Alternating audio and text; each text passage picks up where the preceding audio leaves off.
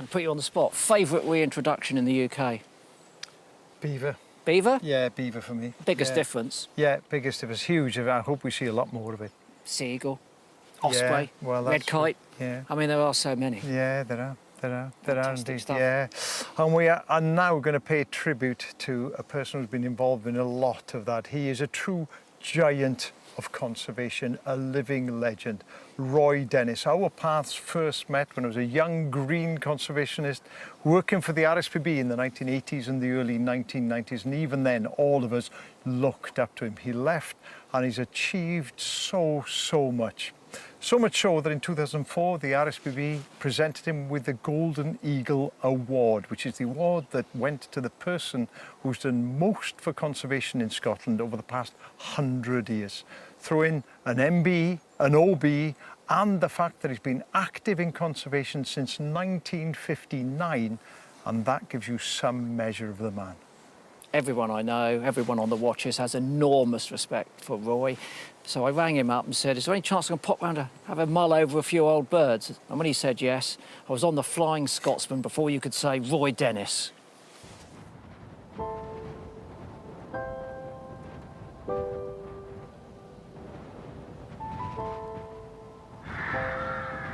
Just 50 years ago, sights like this were unimaginable across swathes of the UK.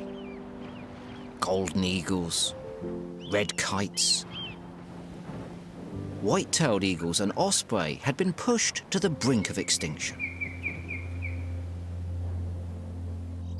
But the tide is turning, thanks to tougher protective legislations and the tireless work of passionate people. Perhaps none more so than this man. From an early age, Roy Dennis spent all his free time out in nature, helping birds and animals he found injured or abandoned. This calling would go on to inspire his life's work, taking him far and wide. Well, this is the first ones we've ringed this year. They're very quiet little birds of prey. On a mission to protect our wildlife. Roy's job is to keep an eye open for egg collectors and people who might steal young peregrines. He won't be able to relax until the young ones have flown from the nest. Now, Roy Dennis is arguably, and certainly from my point of view, the most important, proactive, practical conservationist that we've got in the UK. His speciality has been birds of prey, ospreys, sea eagles and red kites. But I've got to tell you that he goes far further than that, because in the field of conservation, Roy Dennis is an absolute legend. Hello. Hi. How are you? A passionate advocate for bringing species back from the brink of extinction, Roy single-handedly offers us hope for a wilder future.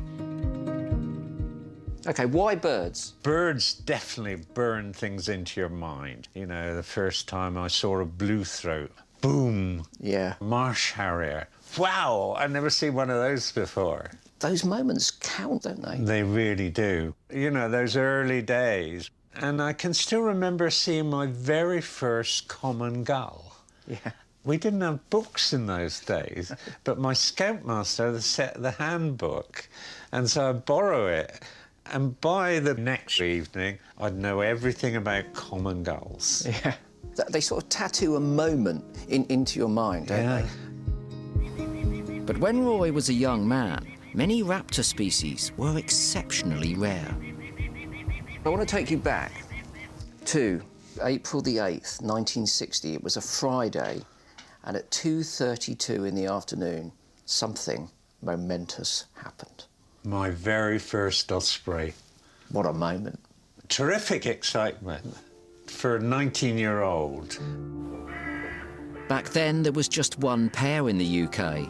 But thanks to 65 years of Roy's unrelenting dedication, numbers are now up to 300 breeding pairs. And his excitement at seeing them today is just as great as it was all those years ago. The first ospreys that turn up this year, I look through my scope and I see that staring yellow eye looking down the other end. And it just gives me that thrill again, even though I know there are so many nowadays. It was ospreys that ignited Roy's passion for saving threatened species, and his sights soon turned to another raptor in need. Just 50 years ago, there were fewer than 40 breeding pairs of red kites, isolated in Wales. When I was 14 years old, I travelled to Wales because I wanted to see the kites before they became extinct, and that was their manifest destiny. Now, right, thanks to you, and whenever I travel around the south of England, I have the joyous sight of looking up and those big, long, wobbling tails. Just beautiful. That was a triumph of conservation. Those were exciting days, getting those kites. People say it would be too expensive to bring them over. And I said, but my friend in the RAF says RAF Nimrods can pick them up for free. So, not allowing a small thing like transport to stop him from flying birds in from Sweden, Roy took them up on their offer. We're waiting for an RAF jet to arrive with a very special cargo on board. They're red kite chicks. We've got 20 birds. Hello. This is quite a big one. Wow! This one's about 4.5 weeks old. I can't believe it. This is a chick. Yeah. Everything that was thrown up, you'd already worked out what to do. Fantastic. And with that determination, red kites are no longer isolated to Wales. Nationally, their numbers have reached an incredible 4,400 pairs today, with Roy's vital help. You're someone who has a tremendous reputation for getting things done. I love doing things. Too many people become too worried about something failing that they'll never do it. Roy's ambitions knew no limits. In the 1960s, he hand-reared his first pair of white-tailed eagles on Fair Isle. We now have over 130 breeding pairs across Scotland and parts of southern England, including for the first time, just a few weeks ago, over my very own garden. I rushed out the front door, looked up, and high over my house was a white-tailed eagle. Fantastic. On my garden list. There aren't words to express it. I have to... I cannot tell you. I mean, now they're on my garden list. But that's what we were aiming for, that you could see them anywhere in the country. At the heart of Roy's work is one overriding goal.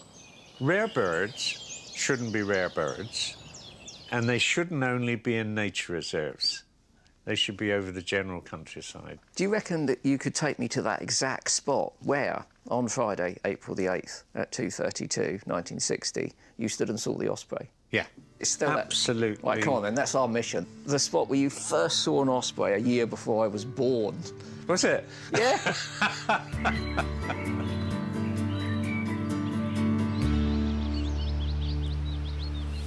What a fantastic man. Absolutely sensational conservationist. We're going to be catching up with Roy a bit later on the programme to see more and celebrate more of his successes. There should be more Roy Dennises in the world. Can you shouldn't there? imagine? There It would really be a should. much better place for wildlife, wouldn't it? OK, let's move on to the second of our films, celebrating the life and work of the one and only Roy Dennis. I'd set him a challenge, take me back to that place you first saw an osprey. But before we set off, I wanted to remind him of our first meeting. All right, take a look at this. But you're going to have to cast your mind back to different haircuts. Long distant days. I can't tell you how excited I was. Cool it, kids, because this is really groovy. I've come to a mystery location in the Highlands of Scotland on a secret mission. You were a bit of a legend, obviously, so it's quite intimidating for me. This was when Roy was working with the RSPB on an early Golden Eagle reintroduction programme. Can you remember where it was? Yes, I know that tree. Is it still occupied? Still occupied. What about that? By then, Roy was already 30 years into his conservation mission, and now, although thankfully our haircuts have changed, Roy's dedication to saving our raptors most certainly has not. I haven't got any food for you, unless you want my nose. Looking at that of you being so enthralled by that first eagle nest and the young, that's really important, because if there weren't people like you pushing the bounds, then people like me would find it difficult to get things accepted. OK, shall we go for a little jaunt? I think we should go to Lochgarten. Part of the Abernethy Nature Reserve, Lochgarten is not only the place of Roy's first osprey sighting, but also a place where, aged 19, his career in field ornithology took off. We'll go in what is nowadays the upgraded garden shed. In you go. Right, OK.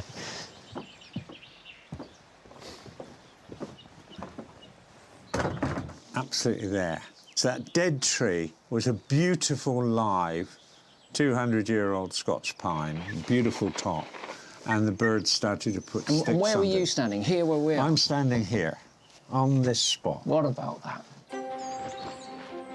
We can't underestimate how precious these birds were. These were famous, you know, not just in the UK, but all over the world.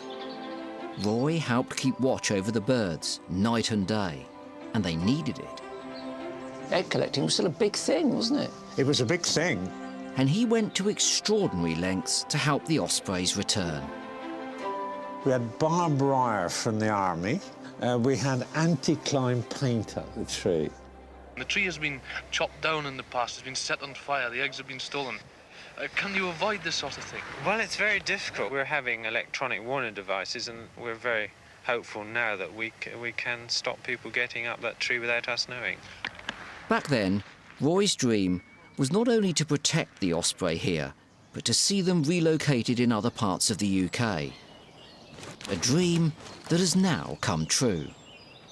I can tell you that today, one of those ospreys that you've released into Poole Harbour has come back. Is it? Yeah. Oh, fantastic. Arrived today. Fantastic. And they've been breeding now as we've watched. But that started here. Then there was just one pair, and now there's more than 300 pairs. So we can do it. I've always said to people, we should never talk about if. We should always talk about when are we going to do this project. Wildlife is in dire straits. So everything that we can do, which is positive, we need to get on and get it done. In a way, Roy, we've come full circle. We've come back to the spot where you saw that first bird. On the day that a bird that you've introduced to the south of England has returned, hopefully to breed this summer. A remarkable achievement. And I mean, I know that I can speak for generations and thousands of conservationists and ornithologists and birders, and just want to say thank you. That's a pleasure, a pleasure. Don't ever underestimate what you've done for wildlife and also what you've done for people, because, honestly, phenomenal. Thank you. Phenomenal. We've had a good day. Yeah, we've had a great day.